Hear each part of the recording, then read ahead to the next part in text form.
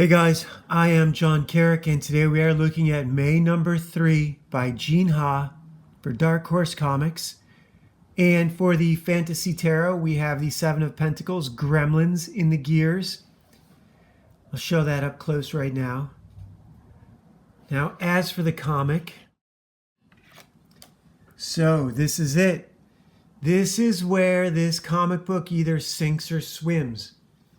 I really liked the way the first two issues worked, where we started off with the regular world, Harry Potter's, mundane London, or the equivalent thereof. But now we have gone through the stone, through the looking glass, and we are in a different world. I just read this, and I don't remember any of the names. So please forgive me. I'm going to get all that wrong. We're just going to look at the art, and I will talk about the story a little bit. This came out in 2016. I don't know what Gene Ha is about as a person, but this book leans hard into the culture war. They definitely took a stand. Gene Ha definitely took a stand. It's not an anti-white book per se, but we know which side of the... There's a saying in subversion sort of warfare, covert warfare, you only divide the battle space once. And Gene Ha has done that. So, but he doesn't allow it to muddy up his story. He just does it in the background, so I'm not going to accuse him of anything. I'm here for the art and the story. And the art and the story are not bad. I really like Abby, or Annie, as she is known in the other realm. Theoretically, the problem of stapled books has been solved with digital, but I'm not going to dwell on that right now. This is Annie, or Abby, and her sister May stepping through to this other realm, which name I don't remember. And there is something happening in the story. I mentioned the diversity, equity, and inclusion, or diversity, inclusion, and equity, that which side of the fence he falls down on. Even though he's writing white characters, he is leaning to the other side. So this is just them wandering through. I don't need to talk about race war for this. Oh, I did want to mention that she is mentioning all the pop culture call-outs that she can. And how do I, so it's her real character would do that. So insofar as that goes, it's true to her character. But as a writer, I don't let my characters do that. I don't let my characters quote famous songs. It's not something I do. It's a personal choice. This is the city built on the back of a turtle. I really love this part. The city of Kurin-Yervis. Let's see. Let me sound that out. Krunervis,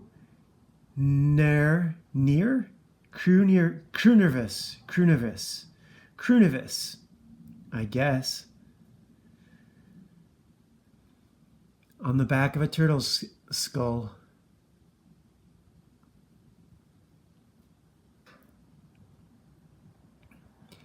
The art still has this misty quality to it that we did not leave behind in the real world.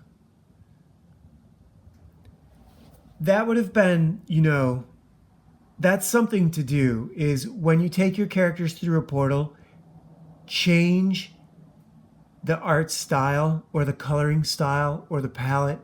Do something to actually show that it's different. Sometimes you see this in films when characters are on drugs, I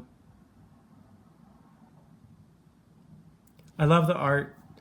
The dialogue is not important. They need some money. May is freaked out by the variety of characters. Now, this is where it gets expensive because to make all these, it's either CG or practical effects, and this is really expensive. The first 2 issues were cheap. Outlander, where they just go back to ancient, Scotland. That's just a period piece with a modern cut, Going to another realm, going to Oz, that's an entirely different set of challenges.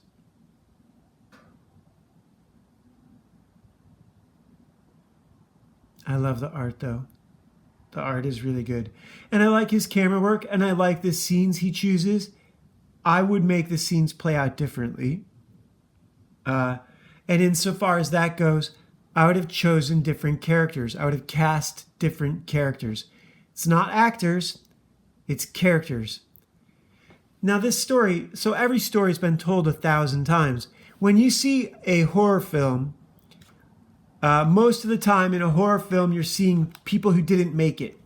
When you see an action film, it's the final version of the horror film where the villain loses.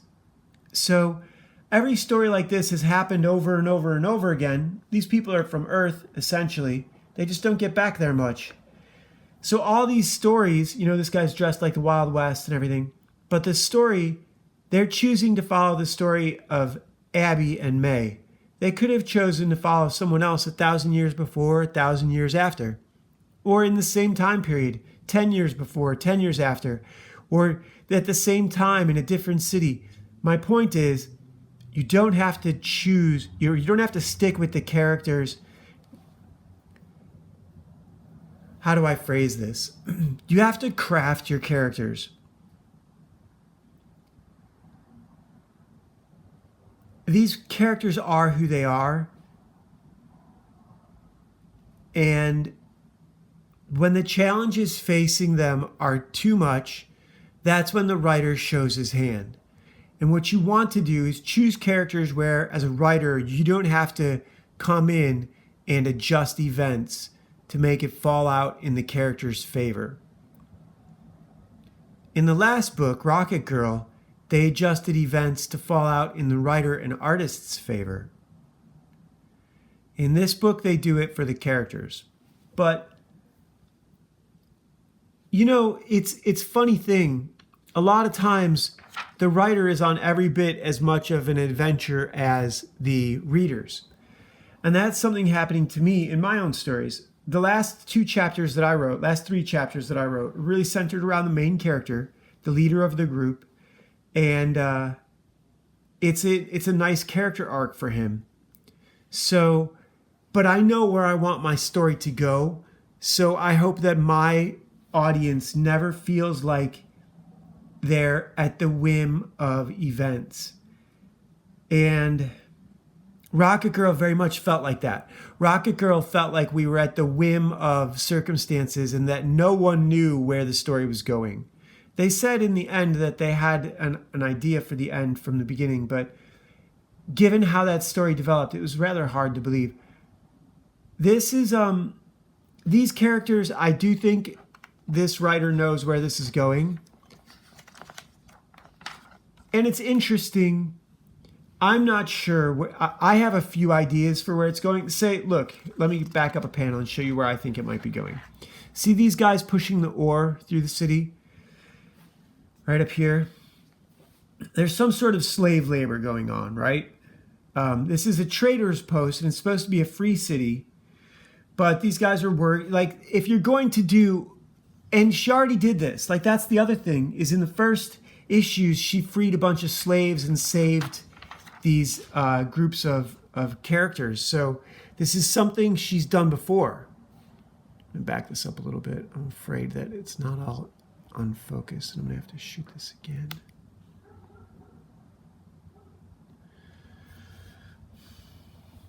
It is beautiful, though. And I love the challenge. I like the characters. I love the, this. She makes fun of him. That's a weak sword. You can't even hurt me with that. It's not even sharp. She takes it away and throws it. I'm not going to fight you. And then this rope comes down and accelerates the problem. We raise the stakes. These bad guys who are threatening her run away. because of air pirates. I have pirates in my story who do something similar to this.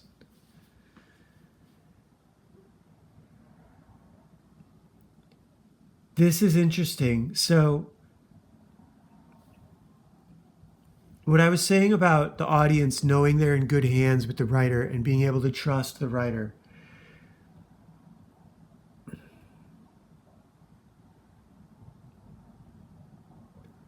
In sci-fi, the easiest way to raise the stakes is to bring in a new power group, a new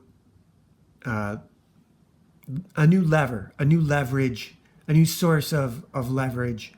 And that's one way to upset a power dynamic. When you're writing a fish out of water story and they encounter a bully, the next person they have to meet is the bully's nemesis, and then use those two against each other. Very much like Fistful of Dollars or Yojimbo.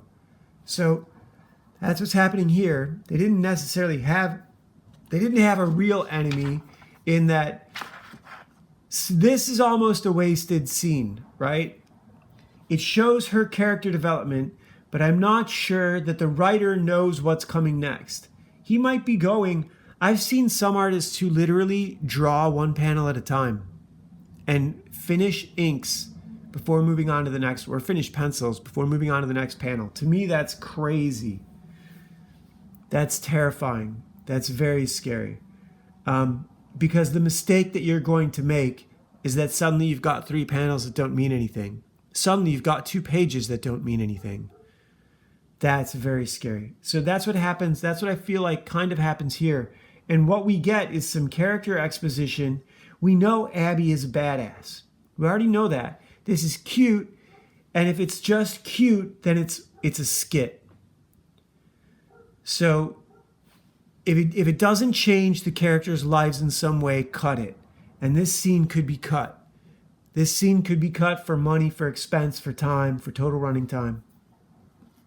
Because what happens now is these guys show up and they have a ghost ship made of ghost wood from a ghost ocean. I don't know what kind of wood grows on a ghost ocean. But anyhow, Abby dives in and starts fighting. Of course she does. I'm just going to leave the page up for a minute.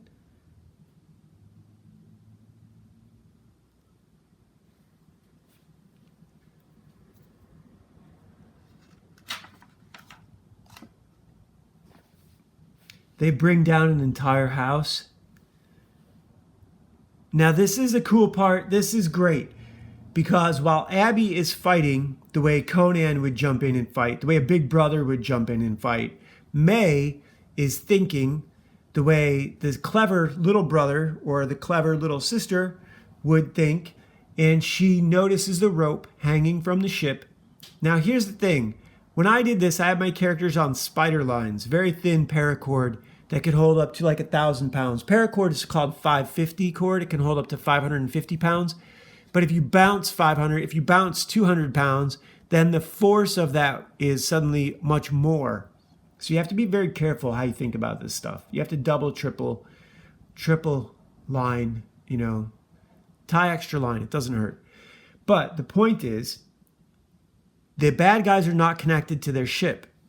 And I don't think they're going to climb that rope hand over hand to get back. In a comic book, that makes sense, but in real life, it doesn't. In real life, they don't even have to hold the rope. They can literally jump out of the ship and bounce off the rooftops on their way down without breaking their legs. He's holding on to it here, but it would burn through the flesh of his hand. If you've ever done that, you can't slide down a rope. It burns the skin off your hand.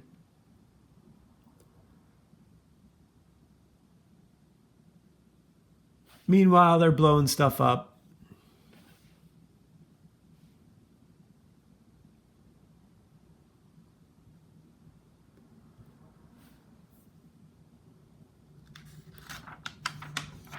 And May, the clever sister,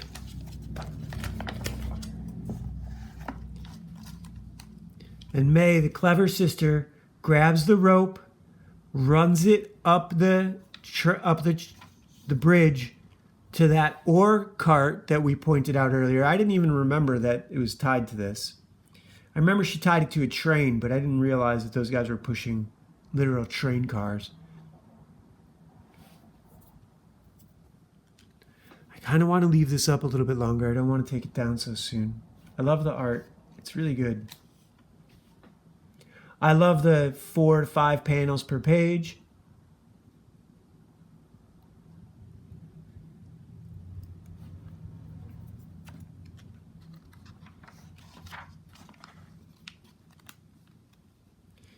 May is still on the train, and now the train is tied to the ghost ship, the balloon, and it's pulling it out of the city, and the bad guys run off chasing it. But it's only rope. It's not even metal cable. It would be very easy for the ship to just disconnect it. And it's not like it's pulling the ship into anything. It's not going to wreck the ship. It's just tied to the train car. The train car is going to roll a couple 100 yards, and that's going to be it. And yeah, they accomplished this for the moment, but I don't see why the bad guys would even give up over this.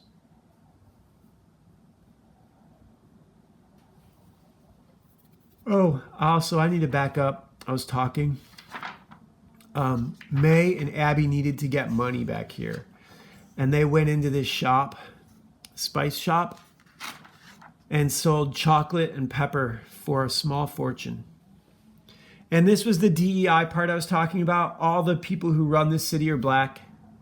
And May asks about it, and Abby explains that the people who founded this city were black. Well, then it would look like a black city.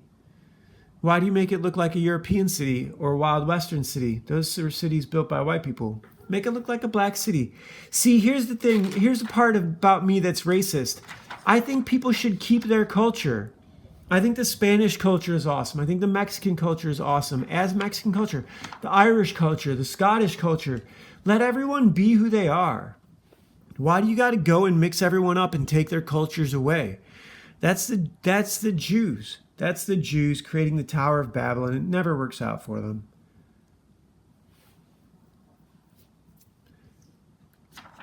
Get back to where we were.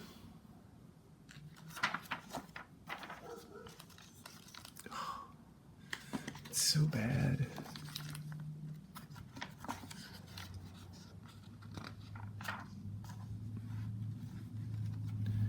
I suppose I should find a way to lay these out flat, but whatever. That's a terrible thing to say. I'm not wasting your time. I'm showing you the comic, and I'm just leaving it on. The dialogue is a waste of time. You don't have to listen to me. Just look at the art. And hit pause, and you could read it too. Or you could go download it for free. There's so many free comic book sites.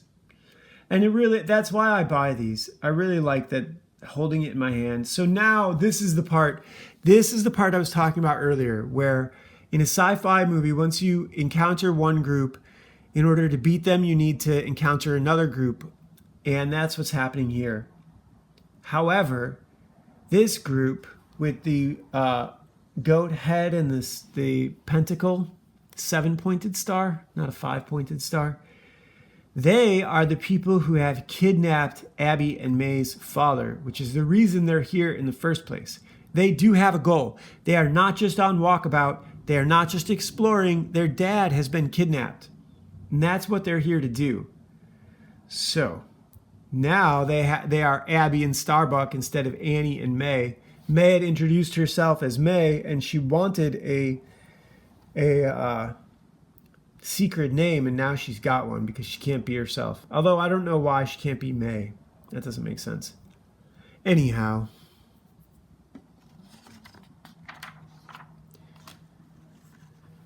That is the end of this episode as they put out the lantern for sleep in a otherworldly inn on a great adventure.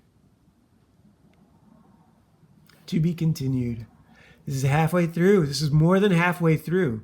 They have to rescue their dad, defeat the bad guys, and get home in 2 issues. We've only got 5, which is a bummer because I could read 20 of these.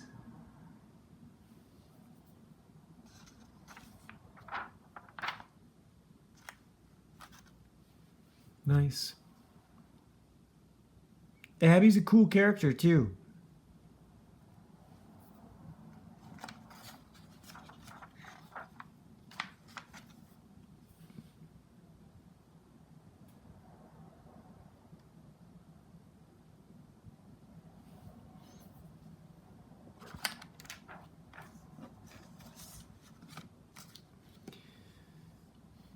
I would have colored this differently, but I'm not complaining.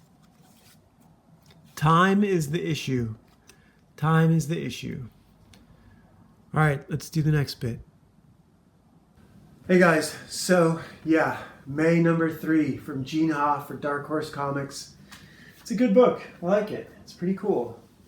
And today's episode is brought to us by Legacy of a Mad Scientist, Legend of Ashley Fox, my 2 science fiction fantasy masterpiece novels, available on Amazon, Smashwords, or right here on YouTube for limited time only as audiobooks. I got another chapter done last night, so this is my plan. This is how long they're going to be available on YouTube.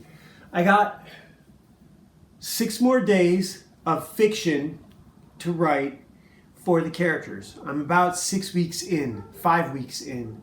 So it's probably not going to be that much, but it's the end, so it might take a little while. Once I get that done, I will rebuild the recording studio that I used to do audiobooks in 2019. It's already 5 years ago. I still have all the equipment, Shure SM7B microphone, so I'll put that back together with a Phantom Power and a mix box. So yeah, that's, and then I'll start doing audiobooks again, but I've been drawing too. I drew for an hour today. Today I'm drawing cast shadows in a panel, and that's a little different. I think I may have to look at how that should be done for some advice, but generally, we also have Conflicted, deck 3, this card, I don't know what this is, the 9 of clubs. This one says the Secretary of State Brad Conner becomes president when the president and vice president are both killed, and he has to choose a new vice president. And what kind of person should he look for? What should you look for in a vice president? What should you look for in a number 2 to run the country? That's the wrong question. You don't want a number 2. You want a number 2 and a 3. In the military, they had you have an executive officer, but then you also have a master sergeant, and you need both of them. I suppose this would be not so much the Speaker of the House, but the Secretary of Defense. So that is, he's sort of master at arms in He-Man, it's exactly his job. So that's what you need. You need 2. And they have very specific roles. The executive officer's role is to caution, or is to argue for caution and mercy. And the Master Sergeant's role is to argue for default aggression in all things. And the commander's job is to weigh those 2. And use the one that gets the job done easiest in the moment. So necessity and convenience are the 2 poles where he makes his decisions. And we had Gremlins in the Gears. That's a very good, analogy for how to run. I heard, I listen to a lot of Alan Watson. He quotes Confucius, who says that to govern a large state is like cooking a small fish, gently and with as few interruptions as possible. So you cook it over low heat, you don't turn it a lot because it will fall apart. You just turn it lightly, as little as you can, because then you've got a mess of bones and meat and skin, and that's no good. So that's a good analogy. It's not something I would have come up with. I certainly don't cook a lot of small fish. But our ancestors did. Go to nature. Hey guys, so the second part of this went a bit blurry, and I apologize. We were talking about writing and how I do it and what's important. It's important that I'm enjoying it. That's the most important thing. And in order to get there, I came up with these sort of 9 ideals that I do for writing all the time. It's not the same for drawing. For drawing's a lot easier. Drawing is mellow. Drawing is, today I was just doing shadows. Drawing is just engineering, Writing is First, you got to sit down with a clear conscience, and you got to love the work, and you can't come at it for money or thinking about money. You got to just do it for the doing of it. You know what I mean? You got to be able to disconnect from everything else. And that means to be able to cut loose of, if you're doing it for a deadline, that can be really, really, what do I know? You know what I mean? I was never a writer for a deadline. I'm a novelist. I was never a writer. I write for myself. I haven't sold my work. You know what I mean? So far, I'm out here trying to sell it right now to you guys. I've got some short stories printed, but that wasn't hard because they were digital, and right now there's a niche market for every short story, and they are thirsty for content because, like every other website, they want to drive people to their site. When I try and produce, I was thinking about, I've watched some other sites that I really like go under this past week. Sorry, I'm getting off topic. But so those three are important, right? Sit down with a clear conscience. Do it for the love of the work. Love the characters. Love what you're doing. And don't do it with money in mind. Because if you try and do it with money in mind, well, you'll get done. You will get done. Look at Chuck Dixon. He's put out a lot of work. Mike Barron's put out a lot of work. I have nothing bad to say about those guys. They get royalties. I'm out here trying to find my first readers, or some of my first readers. So those three are important to me. The next three are use the virtues, the vices and virtues. Use the virtues as the values you use to paint your story. Use those attributes, those character attributes to tell the story. I use those as the colors, really, of the characters' interactions, and that's the hue and saturation, the lightness and the darkness. And when I hit a dead spot, I go to nature for inspiration. That's an important one. That's really important. So when in doing that, in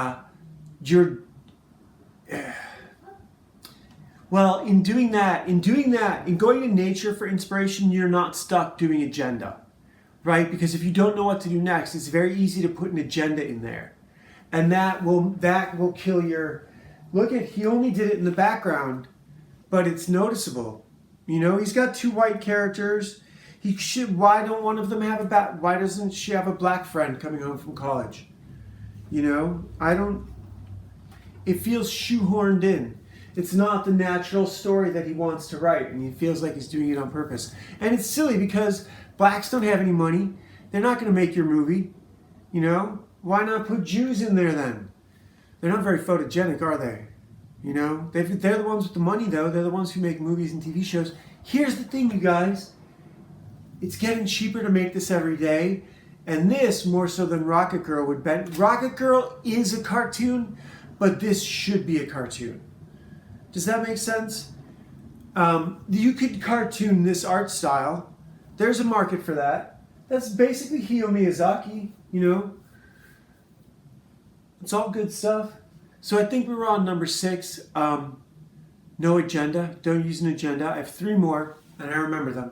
So the 7th one is that once you can do those first 6, for me as a writer, then the direction of the story is its destiny. It is moving. If I can get all those 6 things working together, then it is moving toward its goal.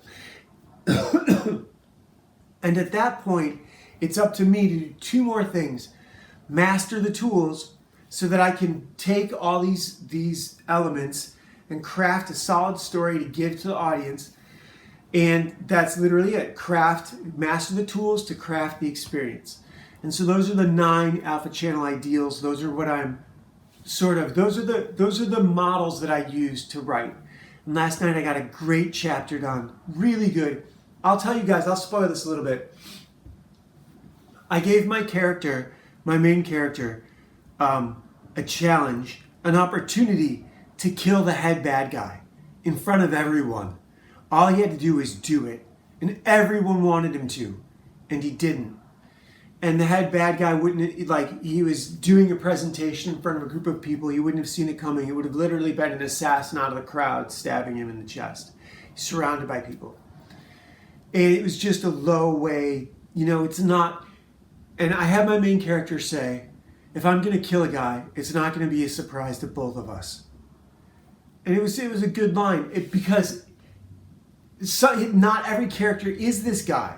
This guy is a leader of a military group. He's a samurai, not a ninja. When he confronts someone, he does it in the open. He does it because, look, you're a villain. You've gone off the rails. You need to be corrected. And if I'm here, it's because you've gone so far. We both know it. It's sort of like Colonel Kurtz, right?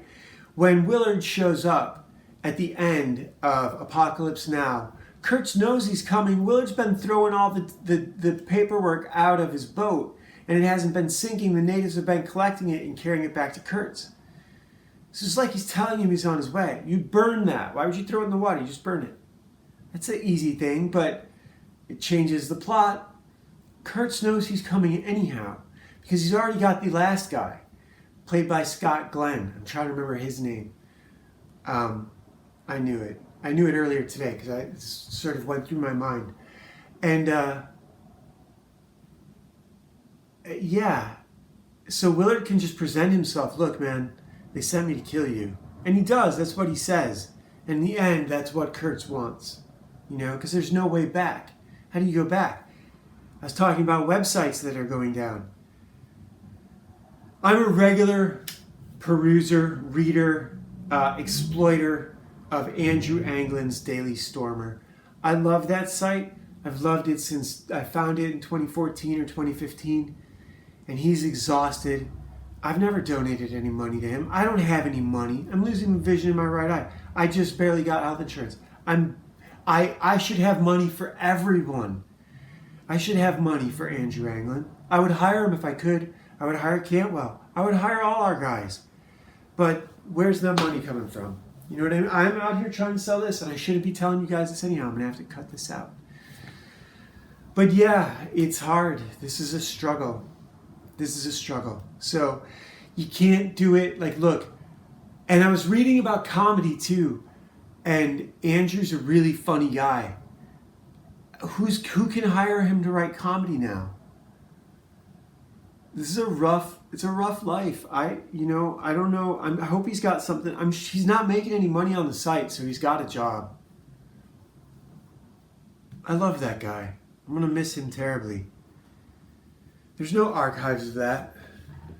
Once it's gone, it's gone. And I don't really read the articles. He's kind of too prolific. I can't keep up with him.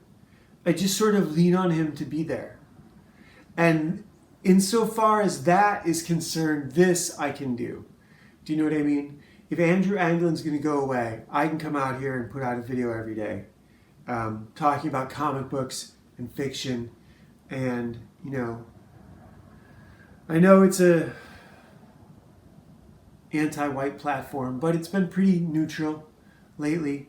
So I can respect the neutrality. Anyhow, all right, I'll be back tomorrow. See you guys. Bye.